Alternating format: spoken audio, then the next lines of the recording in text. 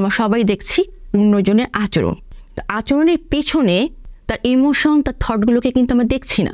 কার এত সময় আছে বোঝার যে কেন সে এরকমটা করলো? থট বা চিন্তাটা কোথা থেকে আসে? একজন ব্যক্তি, এই যে কগনিটিভ স্ট্রাকচারের কথা বললাম, স্ট্রাকচারের উপরে মেইনলি ইফেক্ট ফেলে সে কোন কালচারে বিলং করেছে। কি ব্যাপার, সামান্য পটকাবাজিতে এত ভয় পেল কেন? ওর মাথায় কি কোনো সমস্যা আছে?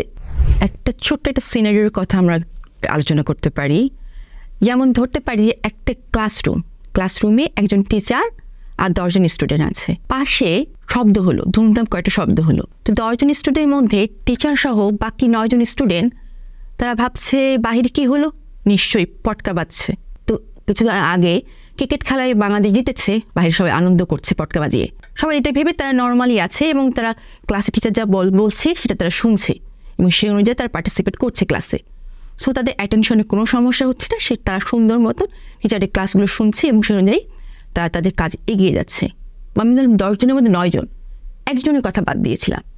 একজনের মধ্যে কারণ বাদ দিয়েছিলাম এই কারণে, কারণ একজনের মনে হচ্ছে না বাইরে পটকাবাজি হচ্ছে না, বাইরে নিশ্চয়ই বোমা ফাটছে হচ্ছে, বাইরে কেউ বোমা ফাটাচ্ছে, ককটেল ফাটছে এবং খুবই ডিজাস্টার বাইরে চলছে। কারণ তার কাছে মনে হচ্ছে এটা পলিটিক্যাল একটা সময়ের মধ্যে আমরা যাচ্ছি, হয়তো আসলে বাহিরে কোনো অপোজিশনাল কোনো টিম আছে, তারা বোমা ফাটছে। তাহলে যারা পটকাবাজি হচ্ছে 9 জন যারা ভাবছে, তারা যেভাবে ক্লাসে মন দিতে পারছে, কিন্তু যে ভাবছে যে না এটা পটকাবাজি হচ্ছে না, বোমাবাজি হচ্ছে, তারপরে সম্ভব তাদের মতন মন দিয়ে ক্লাসটা করা?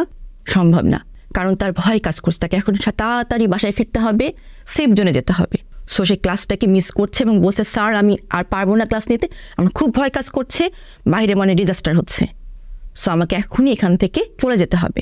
সে খুব হন্তদন্ত হয়ে চলে গেল। যখন সে চলে গেল তখন টিচার সহ বাকি 10 জন স্টুডেন্ট কি ভাবলো?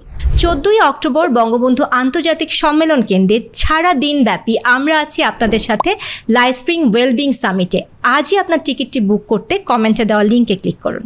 কি ব্যাপার, সামান্য পটকাবাজিতে এত ভয় পেল কেন? ওর মাথায় কি কোনো সমস্যা আছে? এরকম সিনারিও আমরা অহরহ দেখি। কি সে সময়ের মধ্যে যে আমরা যাচ্ছি, একই সময়ে আছি, স্টিমুলাসও সেম, কিন্তু এক একজন এক একভাবে সেই স্টিমুলাসটাকে বা ঘটনাটাকে পারসিভ করছে। তো আমরা কি দেখছি? আমরা সবাই দেখছি অন্যজনের আচরণ। তো আচরণের পেছনে তার ইমোশন, তার থটগুলোকে কিন্তু আমরা দেখছি না। কার এত সময় আছে বোঝার যে কেন সে এরকমটা করলো? সো পট করে যা আমাদের চোখে আসে, যেমন 9 জন স্টুডেন্ট বলছিল যে ওর মানে মাথায় সমস্যা, বোকা আমার দৌড় দিল কেন? এই হলো সিনারিওটা। এখন যদি সিনারিওর পেছনে কথাটা আমরা আসি, তো দেখা যাবে যে আমাদের আচরণ যেটা আমরা সবাই দেখি, সে আচরণটা গাইডেড হচ্ছে কার দ্বারা, প্রভাবিত হচ্ছে কিসের দ্বারা? তার ইমোশন, মেইনলি তার থট দ্বারা। এখন থট বা চিন্তাটা কোথা থেকে আসে?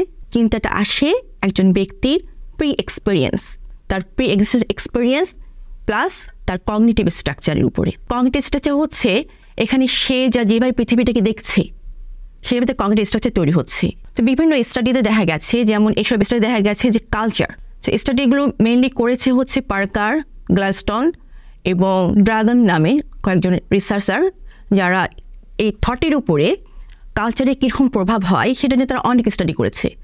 সেই স্টাডিগুলোর ফাইন্ডিং যেটা এসছে যে একজন ব্যক্তি, এই যে কগনিটিভ স্ট্রাকচারের কথা বললাম, স্ট্রাকচারের উপরে মেইনলি ইফেক্ট ফেলে সে কোন কালচারে বিলং করেছে। কারণ যে সে কালচারে বিলং করেছে সেই কালচারে তার আছে প্রি এক্সিস্টেন্ট বিভিন্ন রকম এক্সপিরিয়েন্স। যেটা আমি বলছিলাম একটু আগে, যে সিনারিওতে বলছিলাম যে 9 জন স্টুডেন্টের মধ্যে মনে হলো না এটা বোমাবাজি, কিন্তু একজনের মধ্যে মনে হলো এটা বোমাবাজি হচ্ছে।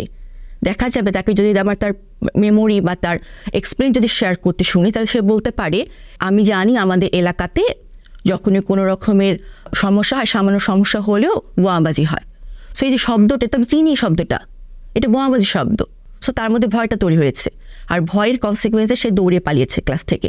সো দেখা যাচ্ছে সে যে তার বিহেভিয়ারটা গাইডেড হচ্ছে কার দ্বারা?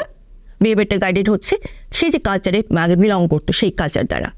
এখন তাহলে আমরা কি বলছি যে প্রবাসী যারা বাঙালি যারা আছেন, তারা প্রবাসী, তারা জীবন জীবিকার কারণে তারা বিভিন্ন দেশে তারা আছেন, তারা ওখানে বিলং করছে, কিন্তু তাদের প্রি এক্সিস্টেন্ট মেমোরি কিন্তু বাংলাদেশের কালচারে তৈরি হওয়া। সো তাদের মেন্টাল হেলথ যেমন বাংলাদেশি কালচার দ্বারা গাইডেড হচ্ছে, একইভাবে তাদের মেন্টাল ইলনেসও বাংলাদেশি কালচার দ্বারা গাইডেড হচ্ছে। আমরা আশা করি তারা ভালো থাকবেন।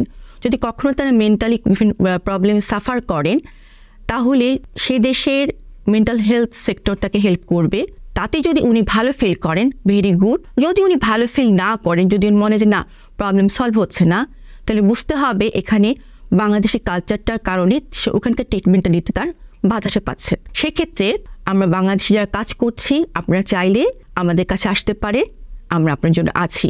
কারণ আমরা আপনার কালচারটা জানি, যে কালচারে আপনার মেমোরি আছে, যে মেমোরি থেকে আপনার ইমোশন তৈরি হচ্ছে, থট তৈরি হচ্ছে, এবং যে কারণে আপনার বিহেভিয়ারটা আপনি ফিল করছেন প্রবলেম। সো আপনার প্রবলেম বিহেভিয়ার বা আপনার প্রবলেমেটিক ইমোশনকে বুঝতে হলে এবং সেটাকে ম্যানেজ করতে হলে আশা করি আমাদের বাংলাদেশি কালচারই আপনাকে হেল্প করবে।